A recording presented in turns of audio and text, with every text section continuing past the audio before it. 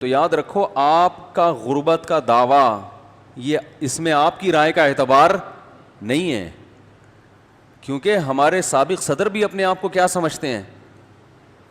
تو وہ بھی غریب سمجھتے ہیں کہ بھائی میرے بہت خرچے ہیں، میں نہیں افورڈ کر سکتا، میں اسٹیل مل کھا کے بیٹھا ہوں، پی آئی اے کھائے، میں نے تو بہت سی چیزیں رہ گئی ہیں ابھی اور میرے خرچے پورے نہیں ہو رہے ہیں۔ تو فقہا نے جو نصاب بیان کیا ہے قرآن و سنت کو سامنے رکھ کر، وہ نصاب کا اعتبار ہوگا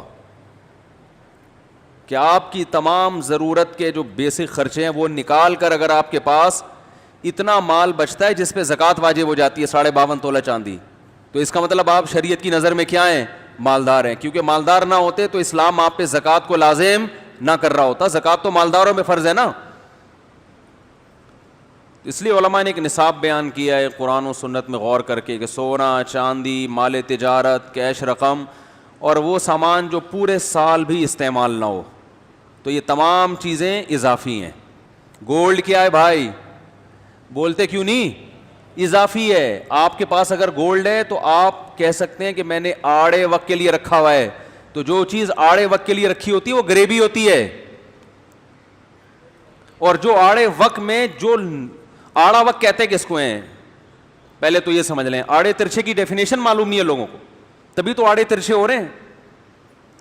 بھائی فزیکل فٹنس کا حال دیکھیں نا، عجیب طریقے سے کھا رہے ہیں، عجیب طریقے سے سو رہے ہیں، عجیب طریقے سے بیٹھ رہے ہیں، تو کیا ہو رہے ہیں؟ آڑے ترچھے ہو رہے ہیں نا۔ تو وجہ کیا ہے کہ ان کو پتہ ہی نہیں کہ آڑا ترچھا۔ ان سے بولو یار آپ کی توند کہاں جا رہی ہے، یہ کیا ہو رہا ہے، تو کہتے ہیں بہترین فٹ فاٹ۔ تو اس کا مطلب ہماری قوم کو آڑے ترچھے کا بولو بھائی نہیں پتا۔ تو آڑا وقت کسے کہتے ہیں؟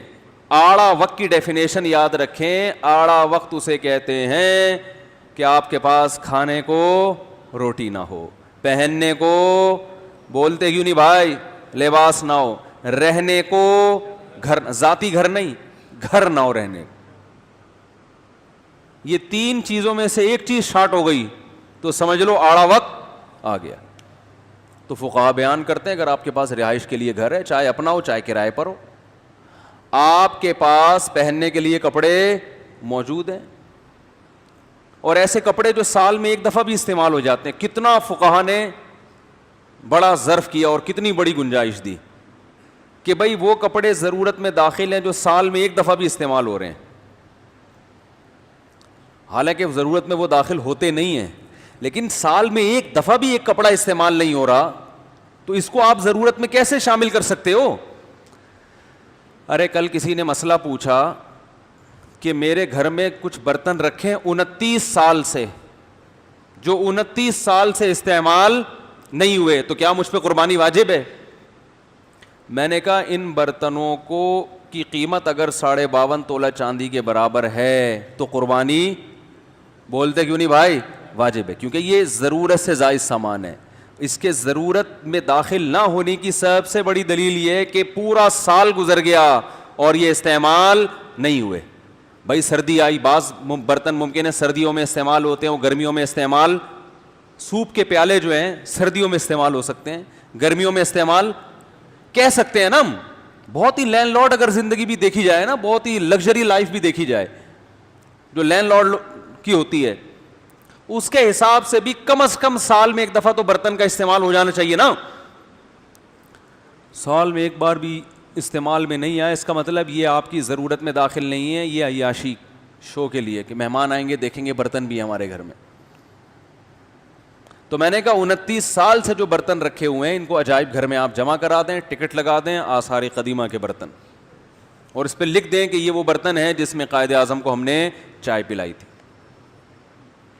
کچھ بھی کرتے ہیں لوگ مان لیں گے، کیونکہ 29 سال، ویسے تو قائد اعظم کے انتقال کو زیادہ ٹائم ہو گیا، لیکن ہسٹری ہماری نئی نسل کو زیادہ معلوم نہیں ہوتی۔ جب ایک آدمی دیوار بنا کے اس پہ لکھ سکتا ہے کہ ہم قائد اعظم کو ملتان آنے پر خوش آمدید کہتے ہیں تاکہ وہ آثار قدیمہ کی دیوار ہو، تو آپ برتن پہ نہیں لکھ سکتے کہ ہم علامہ اقبال کے شکر گزار ہیں، کپ پہ لکھ دیں کہ انہوں نے اس کپ میں ہمارے ساتھ بیٹھ کے چائے۔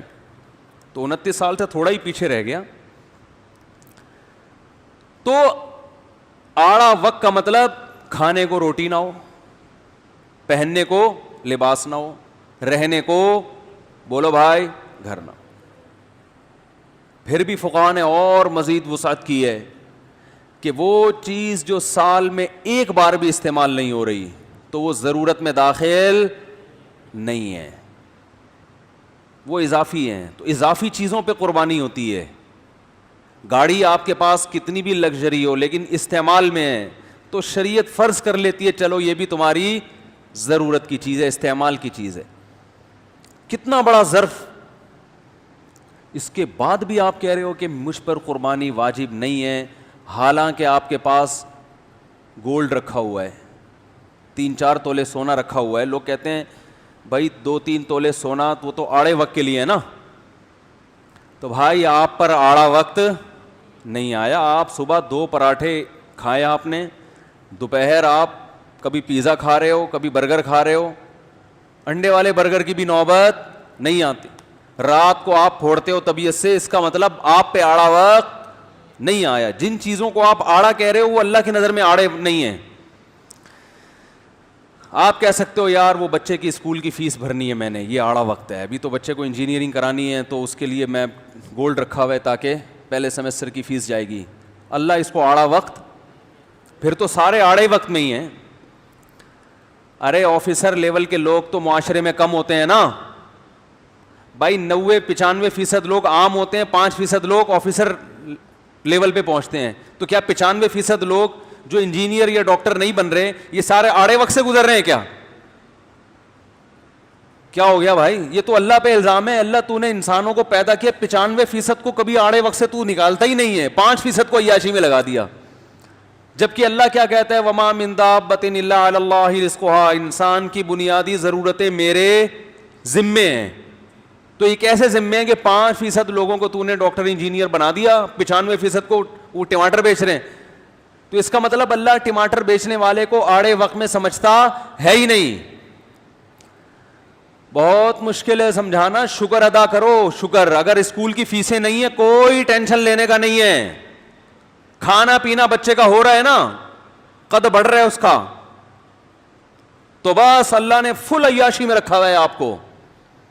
بن جائے ڈاکٹر انجینئر اچھی بات ہے, پائلٹ بن جائے تو بہت ہی اچھی بات ہے. 52.5 تولہ چاندی کے برابر اگر میرے بھائی کسی کے پاس رقم ہے یا ضرورت سے زیادہ سامان ہے یا اضافی چیز ہے, وہی جو ضرورت سے زیادہ سامان, یا کرنسی ہے, نوٹ ہیں, یا چاندی ہے, یا سونا ہے, تو اس پہ قربانی واجب ہو جائے گی. البتہ 52.5 تولہ چاندی میرے خیال ہے 50-55 ہزار کی ہے. البتہ اس 50-55 ہزار کی مالیت اگر آپ کے پاس ہے تو اس میں سب سے پہلے قرضہ مائنس کرنا ہے. 50,000 کا قرضہ, 50,000 55,000 موجود ہے لیکن قرضہ 1 لاکھ کا ہے, تو قربانی واجب بولو بھائی نہیں ہوگی. کیوں نہیں ہوگی؟ شریعت کہتی ہے پہلے جس کا قرضہ ہے اس کے پیسے واپس کرو. ٹھیک ہے نا. کر سکتا ہے ایسا آدمی,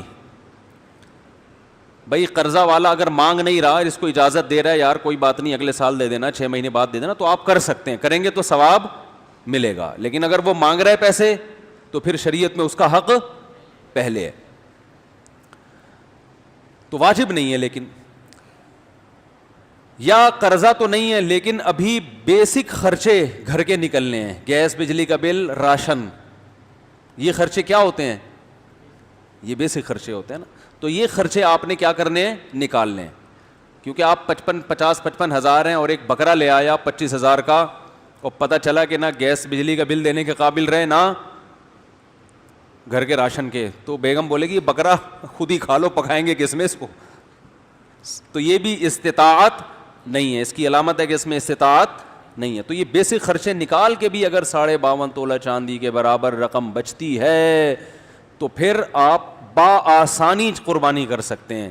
اور حدیث کا یہی مطلب ہے, صحیح حدیث ہے, من وجد سعة لأن يضحي فلا يضحي فلا يقربن مصلانا, جس کے پاس گنجائش تھی قربانی کی, اب گنجائش ہو گئی نا آپ کے پاس, اب اس میں یہ نہیں دیکھنا بچے کو انجینئرنگ کروانی ہے تو اس کے این ای ڈی کے پیسے جائیں گے, پھر تو میرے بھائی کبھی بھی کسی بھی چیز کی استطاعت ہو ہی نہیں سکتی, کیونکہ پھر آگے یہ بھی سوچنا ہے پھر بچے کی شادی بھی کرانی ہے, اس کے اتنے پیسے جائیں گے, پھر بچے کی اگر ولادت ہوئی اور بچے کے پاس پیسے نہ ہوئے تو پوتے کے خرچہ بھی اٹھانا ہے, پھر بچے کو اگر مستقبل میں بزنس کی ضرورت ہوئی, ڈاکٹر بن گیا, اپنی کلینک کھولنے کی ضرورت ہوئی, تو طارق روڈ میں کلینک بھی کھول کے دینی ہے, 2 کروڑ اس کے مائنس کر دو, پھر تو دنیا میں کوئی بھی کام آپ پر لازم نہیں ہوگا.